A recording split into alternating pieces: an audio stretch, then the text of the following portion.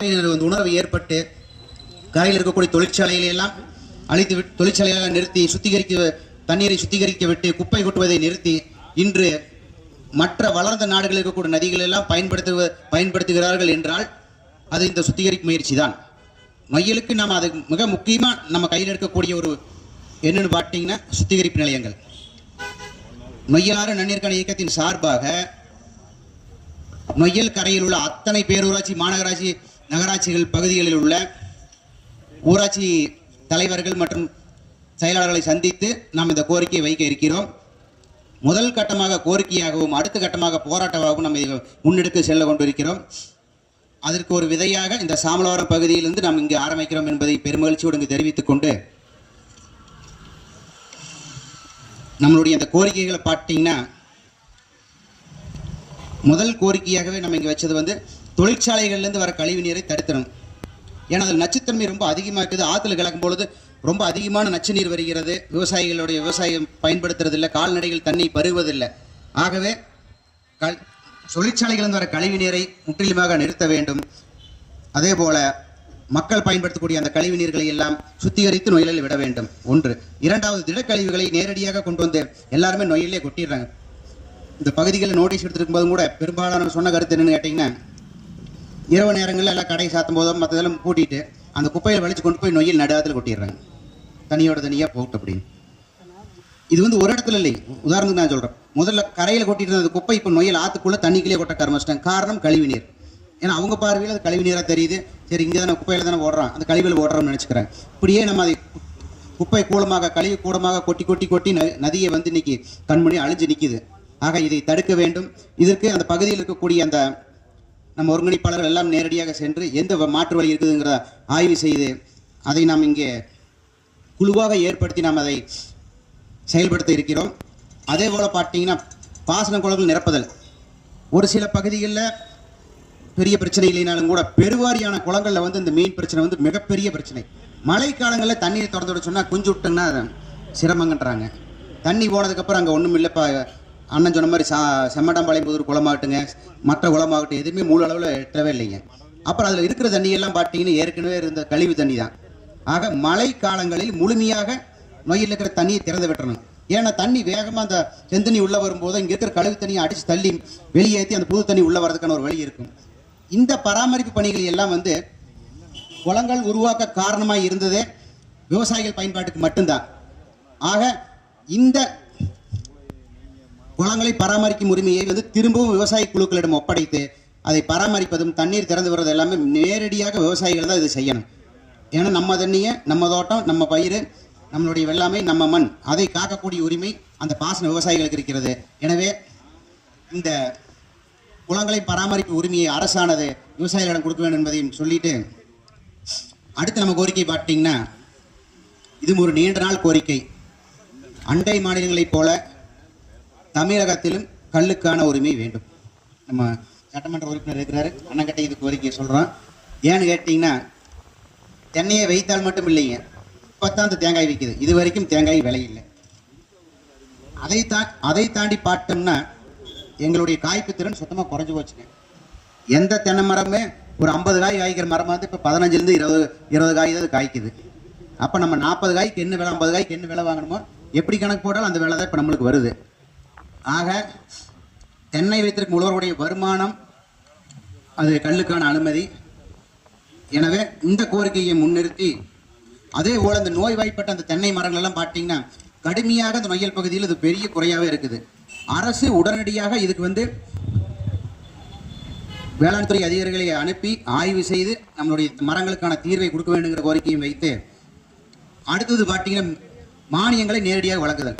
இதில் என்னன்னு பார்த்தீங்கன்னா மிகப்பெரிய ஒரு மோசடி இந்த மானியத்தை நேரடியாக வழங்குதல் நடந்துட்டு இருக்குது.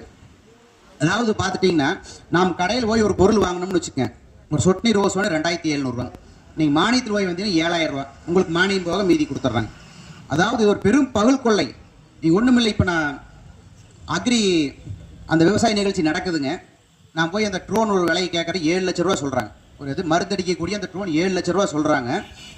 அரசு மானியம் இருக்குதுன்னு சொன்னாங்க. சரி, அந்த ஒரு கம்பெனியில் அரசு மானியம் இருக்குது, விலை விசாரிக்கிற 7 லட்ச ரூபா, மானியம் போக 3.5 லட்ச ரூபா. ஆனால் அதே நிறுவனம் இன்னொரு காரணத்தையும் சொல்லுது. என்ன தெரியுங்களா? இந்த விவசாய கண்காட்சியில் போட்டுக்கிறங்காட்டி உங்களுக்கு நாங்கள் ஆஃபர் கொடுக்குறோம் 50%, இது 3.5 லட்ச ரூபா தான் சொல்லுது. அப்போ என்ன, அந்த பொருளுடைய விலை 3.5 லட்ச ரூபா தான். இவங்க விலையை ஏற்றி மானியத்தை அவங்களே ஒரு கொள்ளை அடிச்சுட்டு மக்களுக்கு மானியம் கொடுக்குற மாதிரி ஒரு மாய தோற்றத்தை உருவாக்கி கொண்டிருக்கிறார்கள். எந்த பொருளாக இருந்தாலும் சரி, தயவு செய்து நீங்கள் விவசாயிகளுடைய பரப்பளவுக்கு தகுந்த மாதிரி அவர்கள் பயிர் செய்வதற்கு தகுந்த மாதிரி ஒரு மானியங்களை நேரடியாக விவசாயிகளுக்கு வழங்க வேண்டும். இதுதான் முறை. நிறுவனங்களுக்கு பல கோடி நீங்க ஒதுக்கிடுறீங்க, அவர்கள் தகுதியான பொருளை விவசாயிகள் கொடுக்கறதே இல்லை. இத்தனை விவசாயிக்கிற யாராவது ஒருத்தராவது அவங்க கொடுத்த அந்த மருந்துகளை வாங்கி பயன்படுத்திக்கிறான். ஏதாவது ஒரு மருந்தாவது உருப்படியாக ஒரு வேலை செஞ்சிருக்குதுங்களா? எதுக்கு இத்தனை கோடி இந்த மருந்துக்கு? எனவே இந்த கோரிக்கையும் இங்கு நாம் வலுவாக வைக்கிறோம். அதே போல உற்பத்தி மானியம், இப்போ நீங்க தெலுங்கானா போன்ற மற்ற மாநிலங்கள்லாம் பார்த்தீங்க, வெளிநாடுகள் எல்லாம் பார்த்தீங்கன்னா விவசாயிகளுடைய உற்பத்தியை ஊக்குவிக்கும் விதமாகவும் இயற்கையை எதிர்த்து போராடக்கூடிய விதமாகவும் உற்பத்தி மானியங்கள் வழங்கிட்டு இருக்கிறாங்க. இங்கே நம்மளுக்கு பார்த்துட்டீங்கன்னா ஒரு மானியமே கிடையாது. இது இந்த பகுதியில் இருக்குதுங்கிற, அந்த பகுதியில் இருக்குதுங்கிற, பகுதிக்கு பிரிச்சு விட்டுறாங்க, ரொம்ப சிரமப்படுறாங்க. எனவே அந்த உற்பத்திக்கு ஏற்ற மானியங்களை வழங்க வேண்டும் என்ற கோரிக்கையும் நான் இங்கே வைத்து, கடன் தள்ளுபடி, விவசாயிகள் தொடர்ந்து இயற்கை சீற்றங்களால் பல பிரச்சனைகளுக்கு உள்ள ஆளாயிட்டு வந்துருக்கிறாங்க. பயிர்க்கடன் கட்ட முடியறதில்லை, காத்தடிச்சது போன்ற லட்சக்கணக்கான வாழைகள் 500 பகுதி சிறுமுகை சுற்றுவர பகுதிகளில் கூற விழுந்துருது. நம்ம பகுதிகளில் ஒரு 1000 வாழை வச்சிருந்தா 200 வாழை 300 வாழை விழுந்துருது. எனவே அரசு இப்ப இருக்கக்கூடிய இந்த சூழ்நிலையில் விவசாயிகள் விலை இருந்தாலும் உற்பத்தி இல்லை, அழிவுகள் அதிகமாக இருப்பதால் கடன் விவசாயிகள் கூட்டுறவு வங்கிகளில், தேசிய மேம்பாட்ட வங்கிகளிலோ, கால்நடை கடன்களோ, விவசாயத்துக்காக வாங்கக்கூடிய நகை கடன்களை தள்ளுபடி விட வேண்டும் என்ற கோரிக்கையும் நாம் இங்கே வைத்திருக்கிறோம். அதே போல இயற்கை விவசாயம் சொல்றாங்களோ தவிர அரசு இதுக்கு பல குழுக்கள், நம்ம மணியண்ணன் கூட அருமையான முயற்சி எடுத்துக்கிற உள்தட்டு மணியண்ணன் கூட இயற்கை விவசாயம் இது பண்ணிட்டு இருக்கிறாங்க. இது மாதிரி அரசு செய்யணும். இதைய அரசு செய்யக்கூடிய வேலையை ஒரு தனி மனிதன் அவர் செஞ்சுட்டு இருக்கிறாங்க. இது அரசு கையில் எடுத்து இயற்கை விவசாயிகளுக்கான பயிற்சிகளை அடிக்கணும். அதிகப்படியான எண்ணிக்கை அங்கொன்னு இங்கொன்னு கணக்குக்காக அடிக்கிறதா பயிற்சி அல்ல.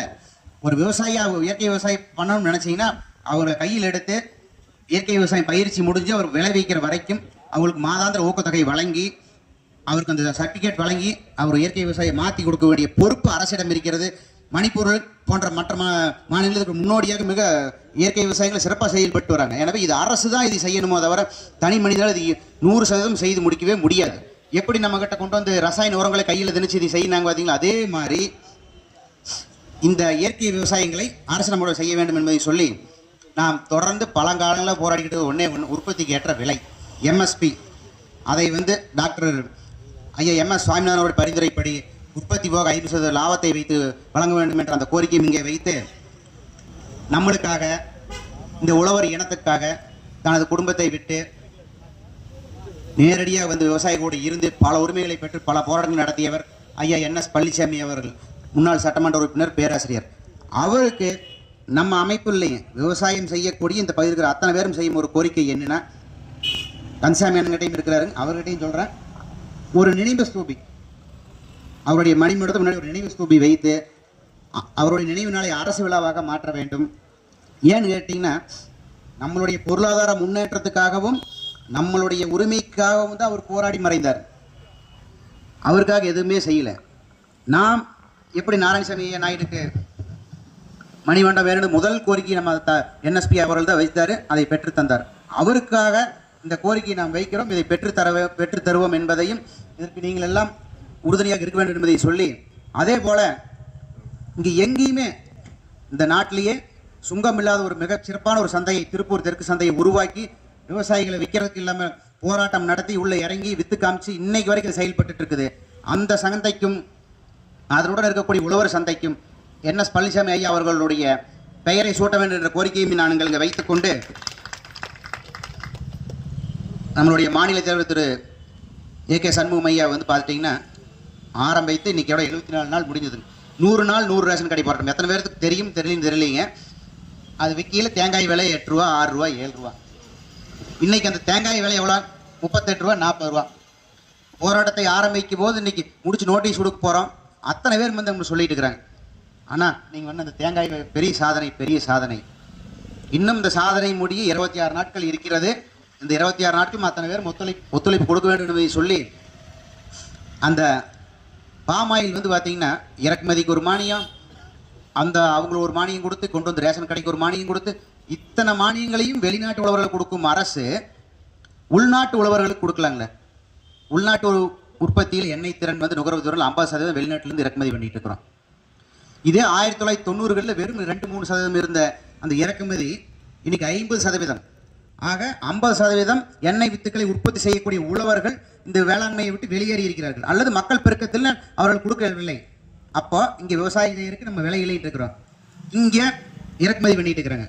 காரணம் என்ன? அந்த விலை இல்லாமை. அந்த மானியங்கள் எல்லாம் தேங்காய் எண்ணெய் மற்ற எண்ணெய்களை உற்பத்தி செய்யக்கூடிய உழவர்களுக்கு கொடுத்து தேங்காய் எண்ணெயை பிரதானமாக அனைத்து ரேஷன் கடைகளையும் வழங்க வேண்டும். 100 நாள் முடிவுகளுக்கு கண்டிப்பாக அரசு இந்த திட்டத்தை அறிவிக்குங்கிற நம்பிக்கையை நான் சொல்லிட்டு, இன்னும் வெகு விரைவாக அந்த போராட்டத்தை சென்னையில் மிக பிரம்மாண்டமாக 100வது நாள் நாம் செய்வோம் என்பதை சொல்லி அந்த கோரிக்கை நாங்கள் இங்கே முன்வைத்து, அடுத்தது பார்த்தீங்கன்னா ஆனைமலை நல்லாறு திட்டம்.